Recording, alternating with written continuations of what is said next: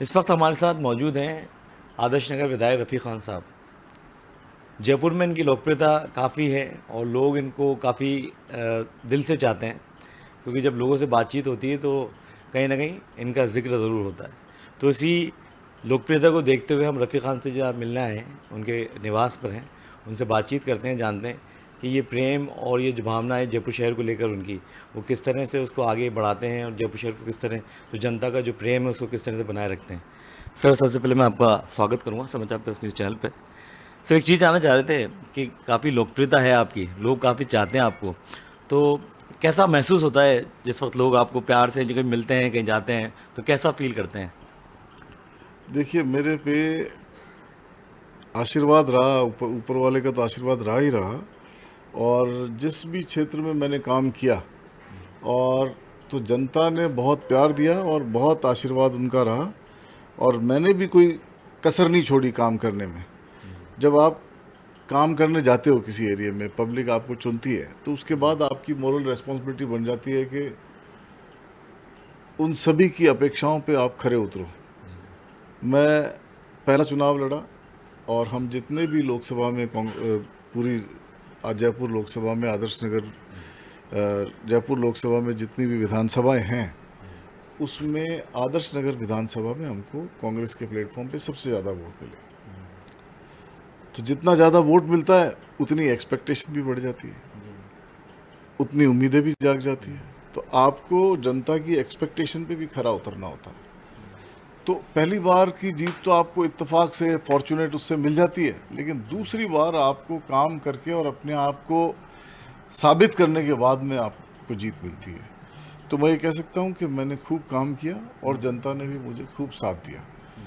पक्ष विपक्ष, अपोजिशन की घटनाएं, अपोजिशन के द्वारा वार पलटवार, सब बातें उस राजनीति के प्रोसेस का हिस्सा है। लेकिन थोड़ा सा मेरे को तकलीफ है इन बातों की कि कुछ मुद्दों पे बीजेपी ने बिलो डिग्निटी जा कर के और राजनीति की, और एक बहुत हल्की मेंटलिटी से उन्होंने काम किया।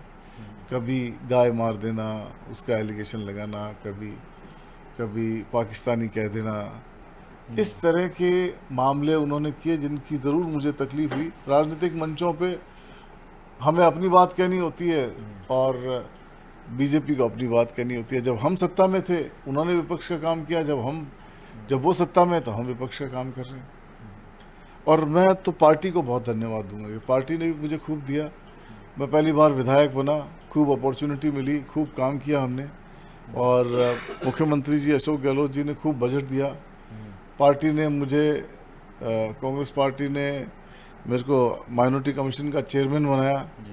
और फिर जब दूसरी बार जीता तो मुख्य सचेतक भी बनाया।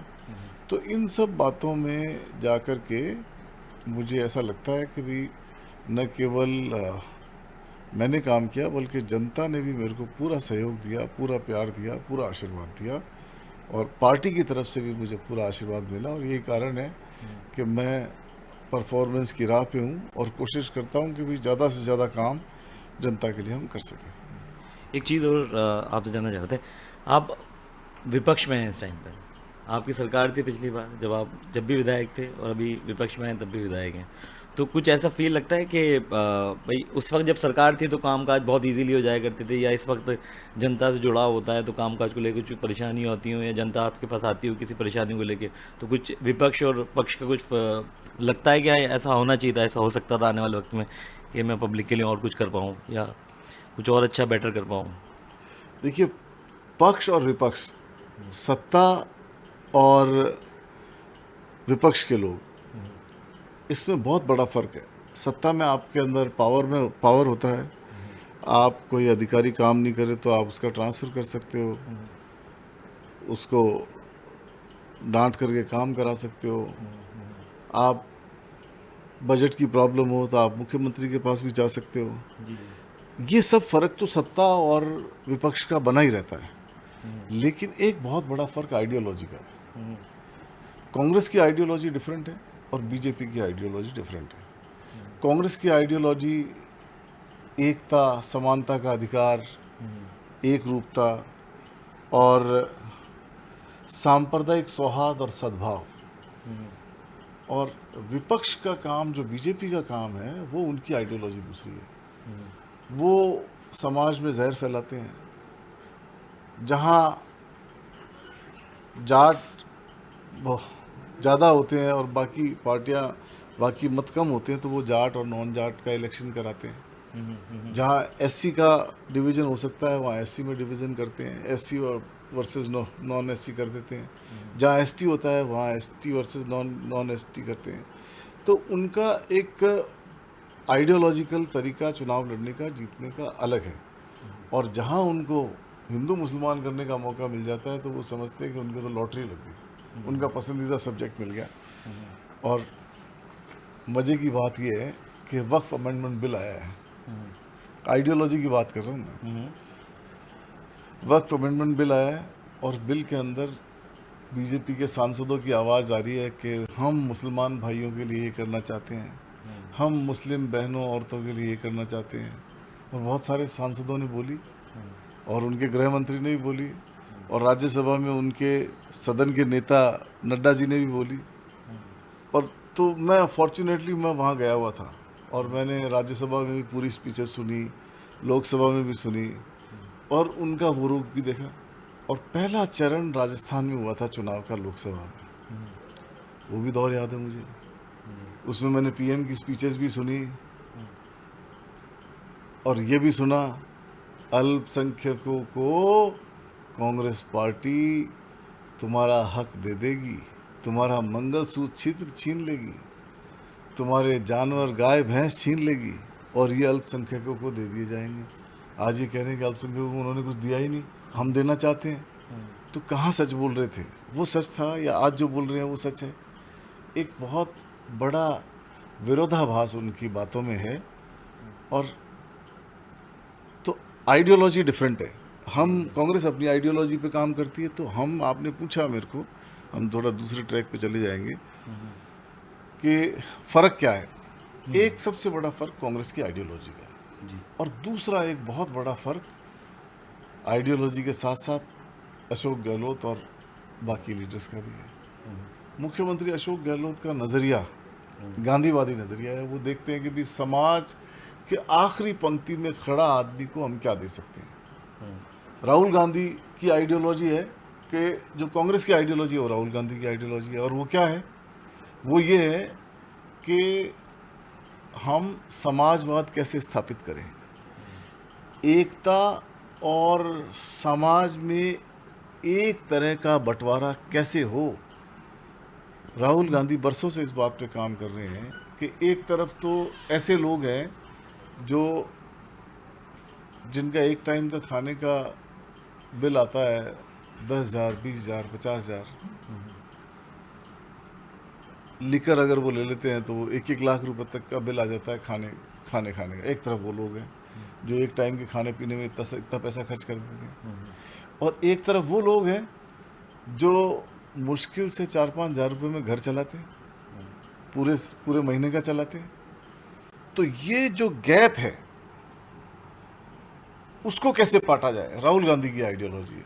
राहुल गांधी ये चाहते हैं कि समाज में डिवीज़न जो है, आर्थिक आधार का डिवीज़न नहीं हो, और समाज में जो भारत की संपत्ति है, और भारत की जो हिंदुस्तान के अंदर जो हमारी जो भी माइंस है, मिनरल्स है, पेड़ पौधे हैं, फल है, सब्जी है, इन सब का समान बंटवारा कैसे हो, कैसे आम आदमी इससे लाभान्वित हो।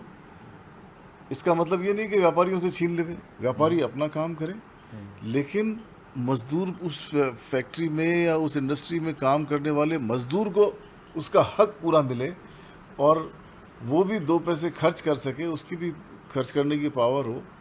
तो तमाम जातियों को, तमाम समाजों को हिंदुस्तान की हर संपदा का फ़ायदा कैसे मिले, कैसे सामाजिक एकीकरण हो, कैसे समाज के अंदर संपत्तियों का बंटवारा, आर्थिक बंटवारा हो, और कैसे हिंदुस्तान का हर आदमी ग्रो कर सके। ये राहुल गांधी और कांग्रेस पार्टी की आइडियोलॉजी है। जिसको मुख्यमंत्री अशोक गहलोत ने बहुत अच्छे से इम्प्लीमेंट किया और हमने भी उसमें सहयोग दिया।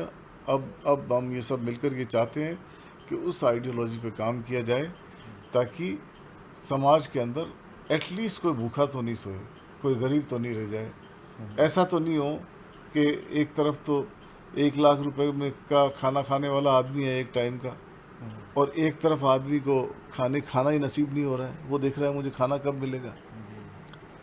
तो इसमें कैसे पूर्ति हो इन सब बातों की। दूसरा, राहुल गांधी बात कर रहे हैं कि जातिगत जनगणना की। जातिगत जनगणना की बात क्यों है? समाजवाद कैसे आए, समाज के हर आदमी को अपना अधिकार कैसे मिले और समाज का हर आदमी ये समझे कि मैं हिंदुस्तान का निवासी हूँ और हिंदुस्तान की संपदा पे मेरा अधिकार है और उसको वो अधिकार मिले। इन सब बातों पे राहुल गांधी काम करना चाहते हैं और कैपिटलिस्ट जो हैं हिंदुस्तान के अंदर, उन लोगों के लिए राहुल गांधी एक खतरा है, एक चुनौती है। तो वो उनको आने नहीं देना चाहते। कैपिटलिस्ट का बोलबाला है, पूरी दुनिया में बोलबाला है। तो ये सब एक आइडियोलॉजी का डिफरेंस है और उस पर हम काम कर रहे हैं। एक चीज़ और जानना चाह रहे थे आपसे, इकोनॉमिक्स की बात करी। मैं जहाँ तक समझता हूँ आपको इकोनॉमिक्स की नॉलेज है, व्यापारिक भी, आप बाज़ार की भी नॉलेज रखते हैं। किस तरह की इकोनॉमिक्स इस टाइम हिंदुस्तान में है और क्या चेंजेस होना चाहिए जिससे कि आर्थिक हिंदुस्तान आर्थिक उस पर काफ़ी मतलब ऊपर जाए, और कुछ चेंजेस होना चाहिए इकोनॉमिक्स के अंदर, कुछ आरबीआई की गाइडलाइन में चेंजेस होने चाहिए, उसको किस तरह से व्यापार के हिसाब से कैसे देखते हैं आप इस वक्त हिंदुस्तान में? नहीं, आप अपनी बात ढंग से पूछ नहीं पाए, लेकिन मैं जवाब ठीक से दे देता हूँ। जो आपके क्वेश्चन का जिस्ट है, जो आप बात जानना चाह रहे हो, आपका मतलब ये है कि हिंदुस्तान की आवाम को कैसे फ़ायदा मिले, कैसे उनकी इकोनॉमिक ग्रोथ हो, यही पूछना चाह रहे हैं आप? जी जी। कोई भी स्टेट की या कोई भी देश की इकोनॉमी इस बात पे डिपेंड करती है कि उसके आम आदमी, कैपिटलिस्ट तो थोड़ा सा होता है, उसका सर्टेन नंबर होता है, आम आदमी को रोजगार कैसे मिले, आम आदमी को फायदा कैसे मिले। अब मैं आपको थोड़ा सा पीछे ले जाता हूँ। आप याद करो 2004 से लेकर 14 का समय, और कैसे संपत्तियों में ग्रोथ हो रही थी, कैसे हर आदमी के हाथ में पैसा आ रहा था, और कैसे अगर जो की सबसे बड़ी आर्थिक सिटी है, मेट्रोपॉलिटन आर्थिक सिटी है, जो हिंदुस्तान की आर्थिक स्थिति में सबसे बड़ी जगह दी जाती है बॉम्बे को। तो मुंबई के अंदर अगर किसी चीज़ के दाम बढ़ रहे हैं तो राजस्थान के अंदर जैसलमेर के गांव में भी दाम बढ़ रहे हैं। इसको क्या कहते हैं? इसको कहते हैं समग्र विकास। मतलब इसका मतलब ये नहीं है कि भाई महाराष्ट्र में, बॉम्बे में दाम बढ़े, दिल्ली में बढ़े, कानपुर में बढ़े, जयपुर में बढ़े और बड़ी बड़ी बेंगलोर में बढ़े, हैदराबाद में बढ़े, तो वो तो एक कैपिटलिस्ट का बढ़ावा हो गया।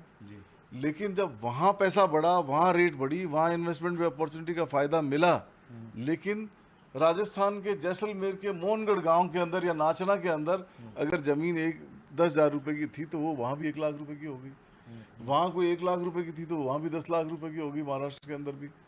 तो ये समग्र विकास अगर किसी समय हुआ तो वो मनमोहन सिंह जी के समय हुआ, और नरेगा जैसी महत्वपूर्ण योजनाएं हम लेके आए। उस वक्त भी कुछ न कुछ कमियां रही होगी, लेकिन हमको उस पॉलिसी को, मनमोहन सिंह जी की पॉलिसी को आइडियल बेस मानते हुए हमें काम करना चाहिए, और उसमें जो खामियां रह गई, उसमें जो कमियां रह गई, उनको सुधारते हुए हमें आगे लेके जाना चाहिए अगर हमें देश के समग्र विकास की बात करनी है। 4 से 14 के अंदर आप, मैं ही नहीं, आप अपनी मालिकाना स्थिति चेक करो 4 में क्या थी, और ये भी चेक करें, ये भी चेक करें, और तमाम आदमी चेक करें कि 4 से पहले हमारी हैसियत क्या थी, मालिकाना हैसियत क्या थी, हमारे सारी संपत्ति का टोटल कितना था, और जब 14 में मनमोहन सिंह जी गए तब कितना था, और आज कितना है, तो आपको फ़र्क मिल जाएगा। मैं एग्जांपल दे दूं, ये बराबर वाला मकान है, हमने 2004 में इसको 60 लाख रुपए में ख़रीदा, लेकिन 14 में इसकी प्राइस बहुत बढ़ गई, बहुत बढ़ गई। लेकिन जो 14 में इसकी प्राइस हो गई वो कमोबेश आज भी उतनी है। तो इसका मतलब ये है कि 14 से लेके आज तक आर्थिक ग्रोथ नहीं हुई है, हम बड़े नहीं हैं, लेकिन 4 से 14 में आर्थिक ग्रोथ हुई। 4 से 14 में हर चीज़ का पैसा बढ़ा, 4 से 14 में फसल का भी दाम बढ़ा, 4 से 14 में प्रॉपर्टी का भी दाम बढ़ा, 4 से 14 में खाने पीने की चीज़ों का भी दाम बढ़ा। तो खाने पीने की चीज़ों का दाम बढ़ा तो किसान को भी फ़ायदा हुआ, महंगाई बढ़ी, वैसी इनकम भी बढ़ी। और जब जब कोई चीज़, गेहूँ अगर 10 रुपये से लेके अगर 15 रुपये बिकने लग गया तो किसान को भी फ़ायदा हुआ। तो ये एक समग्र विकास अगर जिसको आप कह सकते हो, वो 4 से 14 में हुआ। उसमें जो हम बात कर रहे हैं अभी राहुल गांधी की पॉलिसी की, कि समग्र विकास में समाजवाद और समाज के अंतिम छोर पे बैठा हुआ आदमी, राहुल गांधी कह रहे हैं कि जातिगत जनगणना कराओ। तो जातिगत जनगणना करा के वो ये नहीं जानना चाह रहे कि भाई किस जाति का कितना आदमी है, वो ये जानना चाह रहे हैं कि किस कम्युनिटी के, किस जाति के कितने लोग हिंदुस्तान में हैं और उनका कितनी संपत्ति के मालिक वो हैं, कितना हक उनका बनता है और कितना मिलना चाहिए। इसलिए वो चाह रहे हैं। लेकिन वो जो कैपिटलिस्ट हैं, जो 1-2%, 4% है, वो नहीं चाहते। और वो नहीं चाहते तो वो इस बात के लिए पैसा खर्च करते हैं कि राहुल गांधी नहीं आना चाहिए। लेकिन जिस दिन जिन लोगों के लिए राहुल गांधी काम कर रहे हैं, जिन लोगों के लिए मुख्यमंत्री अशोक गहलोत जी ने यहाँ काम किया, उन लोगों को धीरे धीरे बात समझ में आ रही है। और जिस दिन पूरी समझ में आ जाएगी, उस दिन ये कैपिटलिस्ट का बोलबाला ख़त्म हो जाएगा। आम आदमी का, आवाम का और हिंदुस्तान के हर आदमी का भरोसा होगा राहुल गांधी के अंदर, और कांग्रेस का राज आएगा। और हम कोशिश करेंगे कि जो राहुल गांधी का सपना है वो साकार हो सके।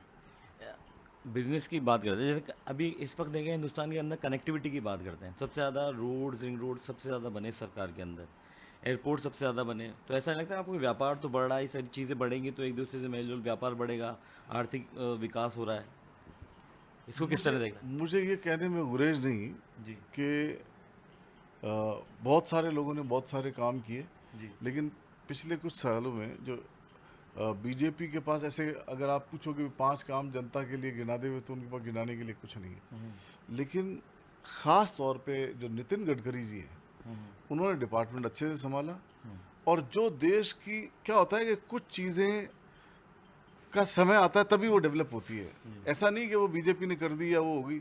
ये आपके हाथ में, मेरे हाथ में मोबाइल है, ये मोबाइल का समय आया, युग आया मोबाइल का, तो ये है आवश्यकता आविष्कार की जननी है, इसकी हमें ज़रूरत है।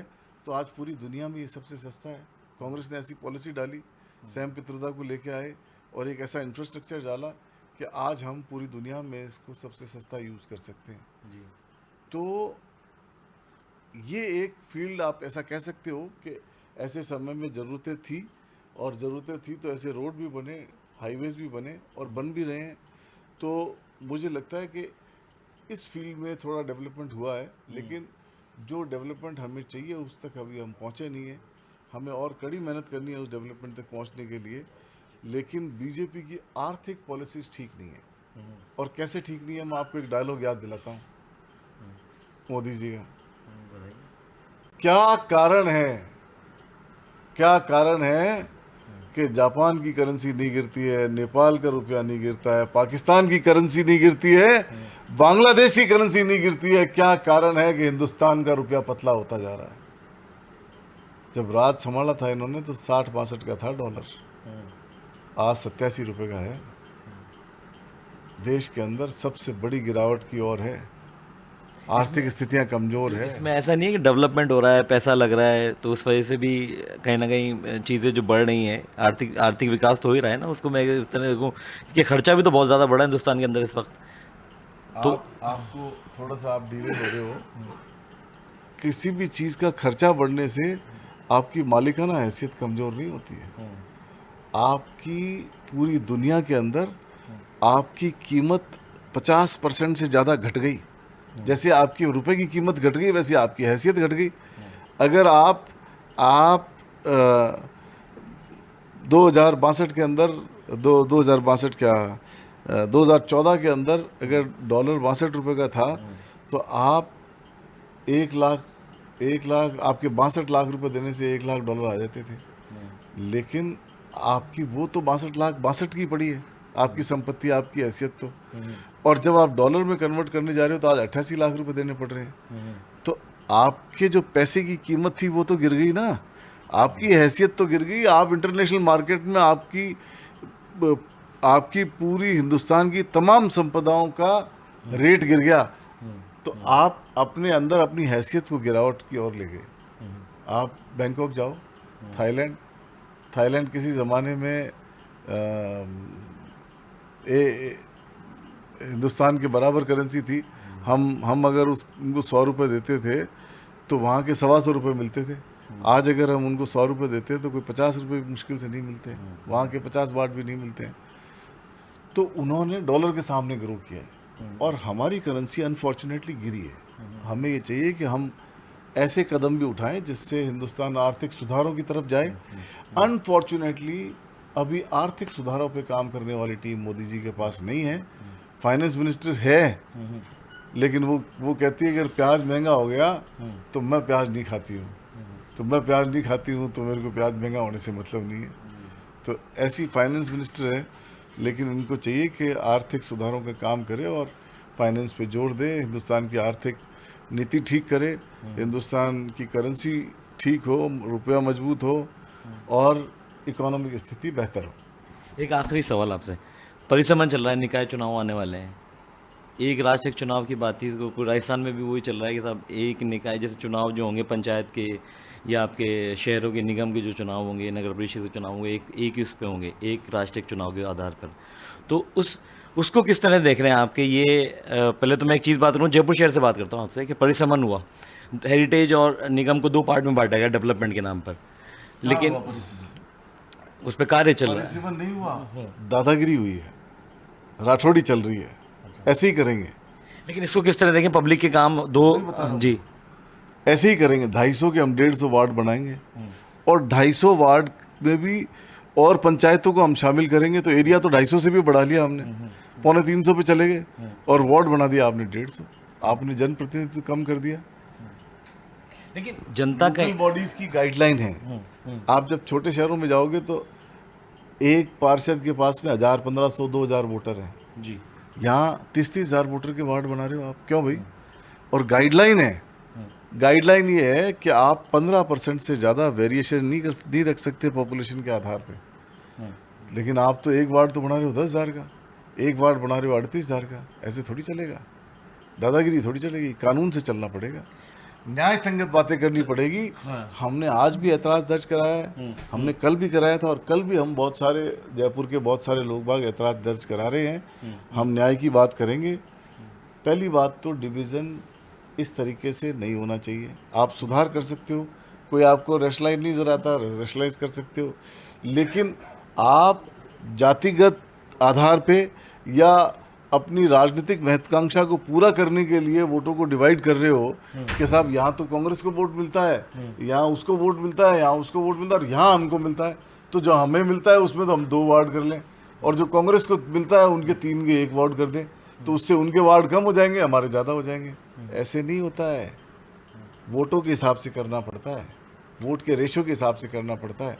हम चैलेंज कर रहे हैं, हमने आपत्तियां दर्ज कराई है, आपत्ति नहीं मानेंगे तो हम हाई कोर्ट में जाएंगे और कोर्ट में जाके न्याय की शरण लेंगे। तो इसमें एक चीज़ देखते हैं साहब, अपन बॉम्बे की बात कर रहे थे, बॉम्बे से बड़ा शहर तो हिंदुस्तान में मैं नहीं समझता कि इतना बड़ा म्यूनसिपल कॉर्पोरेशन है वहाँ पर, वो भी एक उस पर चल रहा है। तो जब पिछली गवर्नमेंट ने इसको 2 भागों में बांटा, नगर निगम को, जयपुर शहर की बात करते हैं, तो वो कहीं ना कहीं ऐसा नहीं हुआ कि पब्लिक के तो बहुत सारे काम अटके, पब्लिक बहुत परेशान हुई? वार्डों की संख्या तो ज़्यादा है ना भाई, वार्डों का नंबर भी तो ज़्यादा है। वहाँ वार्डों की क्या स्थिति है और यहाँ वार्डों की क्या स्थिति है? वहाँ का बजट एक पूरे किसी एक छोटे स्टेट के बराबर उनका पूरा बजट है और हमारा बजट 1000-1200 करोड़ का है, वो 60-60 हज़ार करोड़ के बजट वाले लोग हैं। तो उनमें और हमारे में बहुत फ़र्क है। उनसे कंपेयर करना और जयपुर को बॉम्बे से कंपेयर करना, जो भी कंपेयर करे उनका कोई वाइज डिसीजन नहीं है। लेकिन जब आप ये तो बात समझती हो कि जब पावर का डिस्ट्रीब्यूशन ठीक तरीके से किया जाता है तो वो इम्प्लीमेंट भी अच्छे तरीके से होता है। आपका पार्षद 10,000 12,000 वोटों पे पार्षद बैठता है तो उसकी अच्छी परफॉर्मेंस होगी। वो 25-30 हज़ार पे बैठेगा तो परफॉर्मेंस वीक होगी। अब इन्होंने हमारे यहाँ एक वार्ड बना दिया, आप भौगोलिक स्थिति से वाकिफ हो, रामगंज चौपड़ से शुरू किया और उसको सूरजपुर ले गए गलता के पास में, और गलता के पास से उसको पहाड़गंज होते हुए आरएसी ले गए, और आरएसी ले जाके ट्रांसपोर्ट नगर ले गए, और ट्रांसपोर्ट नगर से भी आगे वेदपुरी ले गए। तो आप आगरा रोड भी टच कर दिया, आपने दिल्ली रोड भी टच कर दिया, ट्रांसपोर्ट नगर भी टच कर दिया, सूरजपोल भी टच कर दिया, गलता गेट भी टच कर दिया, और रामगंज चौपड़ भी टच कर दिया। तो ऐसे क्या सांप सीढ़ी बनाने आए हो क्या? पॉपुलेशन के आधार पे करो, जातिगत वोटों को बांटने और डिवाइड करने के हिसाब से मत करो कि ऐसे हम करेंगे तो ऐसे हो जाएगा, इसको हम एससी कर देंगे, इसको हम एसटी कर देंगे। तो फिर लॉटरी क्यों निकाल रहे हो? पहले ही तय कर दो कि हम तो ऐसे ही कराएंगे चुनाव।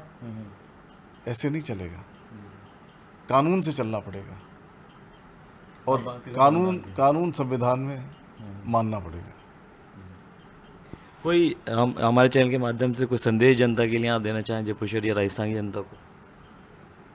देखिए, मैं तो यही कह सकता हूँ कि ऊपर वाला बीजेपी को सद्बुद्धि दे और सही तरीके से सरकार चलाए, और नहीं तो बीजेपी के दिल्ली के नेताओं को कहना चाहता हूँ, कोई सही पर्ची भेजो तो सरकार सही चल सके। ऐसी पर्चियों से तो ऐसी सरकार चलेगी। बहुत बहुत शुक्रिया। तो ये हमारे साथ आदर्श नगर विधायक रफ़ीक खान साहब थे, जिनसे हम सीधी बातचीत कर रहे थे, जाने थे, इकोनॉमिक्स के बारे में बात करी, देश की आर्थिक स्थिति के बारे में बात करी। काफ़ी बेबाकी से उन्होंने जवाब दिया, और काफ़ी बेबाकी से उन्होंने हमें जवाब दिया, और उस चीज़ को हमने भी समझने की कोशिश करी। जुड़ते रहेंगे रफ़ीक खान साहब के साथ। मैं मोहम्मद इमरान, कैमरा पर्सन मिशा जी के साथ, समाचार प्लस जयपुर।